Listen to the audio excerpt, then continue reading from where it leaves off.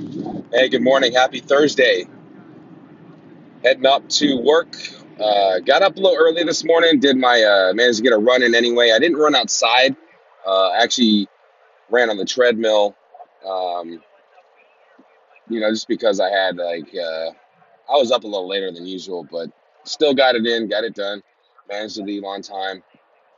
Heading up to court today. I got another guy that needs to get his infractions taken care of. We have a lot of people in our program that just consistently drive without a driver's license, and they get pulled over and they get tickets, and they just continue to drive. It's like they just continually maintain and just continue to drive without licenses and breaking the law and doing what you're not supposed to do. And then when it's time to turn their life around, they wonder why their credit's shot, wondering why they can't get their license, or they have so many hoops to go through to get their license. If people just didn't drive, if you don't have a license, you don't drive. If you don't have auto insurance, don't drive. I know it's expensive, but the thing is, it's a privilege. If you have to work, you can walk to work. You can ride a bike. You can take the metro. You can take the bus. You can take the train. Or take an Uber. It might be expensive, but it's not as expensive as getting a ticket for $750 for no insurance and no driver's license. The thing is, if you have, you just can't keep doing the wrong thing over and over again and getting pissed off at, getting caught for it. You just can't do that, and it's like, there's nothing I can do. I can't force this person not to drive or anyone else. I just have to encourage law abiding behavior and then drive them up to a court to deal with it. And so they can eventually get their driver's license back. And, it's just, you think after so many times getting pulled over, getting tickets, you would say, you know what, smack him in the back of the head and say, you need to understand you can't be doing this. You can't do this. Well, how else am I supposed to get to work? Walk. You have two legs. You're not in a wheelchair. You people in a wheelchair can get to work. I got to deal with that today. But do have this weekend, we have family coming to visit us, or friends anyway, from east side of the state, driving over. Their son has a rare condition and needs to go to the Children's Hospital in Seattle. And so, yeah, why not have them come over and stay the weekend with us? Saves them from having to stay in a hotel and everything like that. And, we'll feed them and we'll have fun. And so that's going on this weekend. And then started my Christmas shopping finally yesterday. Got a few things ordered. I did. See, that's the thing. I know people, if you go shopping, you know that you occasionally run into things like, ooh, I want that. But yesterday was was one of those instances where I was like, I needed this, and it was half off, and I had no other choice but to buy it. Um, since I'm planning to climb Mount Baker in July next year, I need crampons, and REI had a deal where um, one of their brands had their Italian-made uh, steel. Now, there's two kinds of crampons that they typically have. There's aluminum, and then which are lighter, but then there's steel, which are a lot more sturdy and they're a little heavier, more durable too. So I decided to get the steel, and they were originally 120, $130, and I got them for 65. And so you can't beat that. And it was the last day that REI had their 25% off sale. I think it was 15 to 25% off of a sale item. So I bought them. They should be here in the next day or two. The cool thing about living out here is REI will ship it to you, and it usually comes from their Kent office, or their Kent facility, so you'll get it here within a day or two. REI is pretty good about that. And the thing is, a cool thing about REI is if you don't like it, you can take it back within a year without any complaints. I've never had to return. You know what I did? I returned an Osprey anti-gravity Poco baby carrier because of the fact it had a recall, and apparently the straps were coming off and kids were falling out.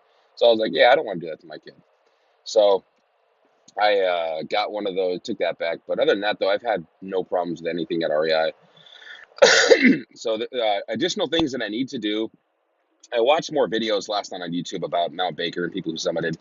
The only thing that's really going to be a challenge for me because it's new is hiking up, and I also need to get a mountaineering harness, some um, what do you call those things?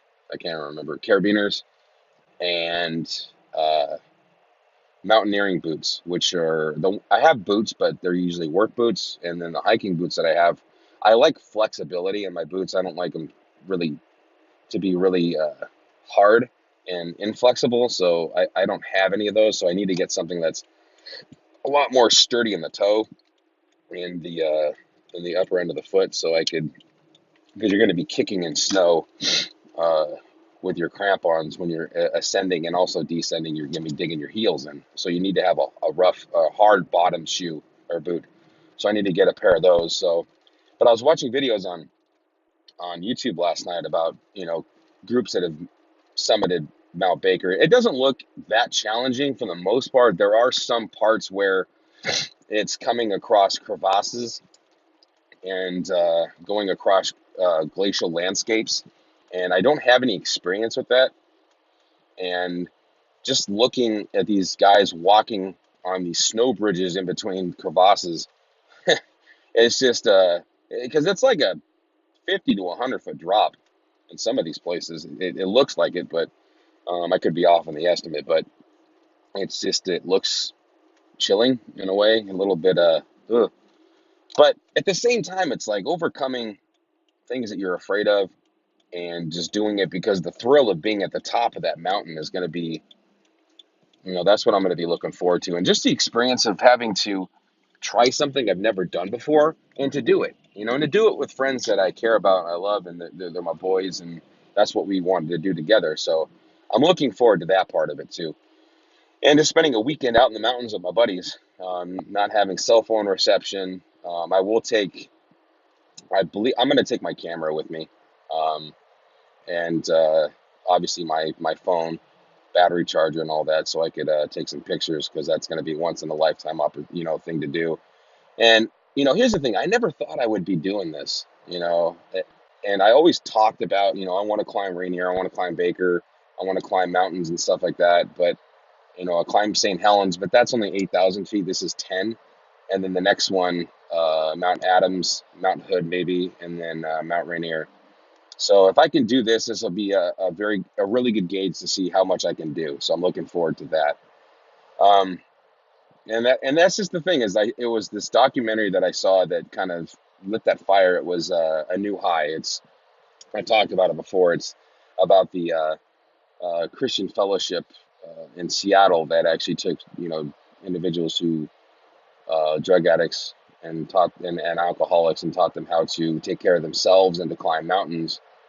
Um, to overcome adversity and to give them a new kind of addiction or a new kind of a high, as they talked about. But and that's the thing is like I have a lot of people that I know that you have to replace your addiction with something else. And it's I've known people who are on drugs that replaced it with exercise, that have replaced it with religion, that have replaced it with some sort of obsessive behavior to take up that that emptiness that is now voided because the addiction has been kicked. And so, yeah, it's a good documentary, um, and it's one that I'm definitely that kind of got me piquing my interest to climb both of them. So Mount Baker in July, while I'm waiting for this guy in court, I'm gonna sit out there and just kind of watch videos about it and read a little bit more on mountaineering and glacial landscaping and crevasse rescue techniques, learn ropes. It's a lot of research to go into it, but at the same time, I like it because I'd like to challenge myself. So I'm looking forward to that. Yeah, so it's Thursday. I've ran every single day this week, 3 miles, and so that makes I got 12 miles in. And the training that it goes into mountaineering is there's a 12-step process or 12-week training thing, and you're supposed to be trying to hike about 10 miles a week, um, and then running 10 miles a week. or is hiking 8 to 10, running at least 10 miles, and working on leg strength and workouts and things like that. And so, with my buddy at work, we're gonna try to do Mailbox Peak on Sunday morning, early, catch a sunrise up there. For those of you who've never done Mailbox Peak, it's a little bit of a challenge. It's a challenging, and especially this time of year. The last trail report I read was from somebody who did it on the 5th of December, and or just the other day, and they had to use their micro spikes to get to the top. And then I think on the way down, we will trail run the new trail on the other side, which is just full of switchbacks, and so we should be able to run down that pretty quick because we trail run together. So Mailbox Peak on Sunday. You guys have a great Thursday. I'll talk to you tomorrow morning.